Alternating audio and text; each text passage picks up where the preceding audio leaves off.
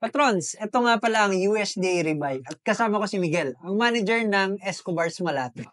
Susubukan natin ang USDA. Na-try mo na ba to? Anyway.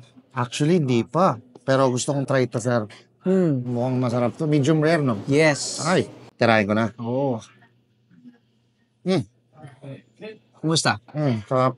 Yung kanin. Malambot. Kanina lang ulam. Lambot. So ito, patrons, medium rare, malambot. Ngayon, iwe-weldan ko ang USDA Ribeye.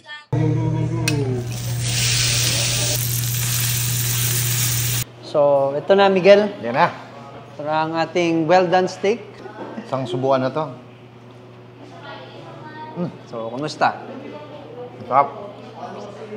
Malambot pa rin. Malambot pa din. Malambot pa rin. Tsaka yung lasa niya nanunuot pagka mouth-watering ba? Yon, tama. Grabe. So, yan patrons, ang USDA ribeye natin. So, since graded nga siya, kahit lutuin mo siya ng rare, medium well, or well done, malambot pa rin yan. Kasi nga graded. Kaya subukan nyo sa May 25 sa grand opening ng Escobar's Malate. Kita-kita tayo dito patrons, subukan nyo to.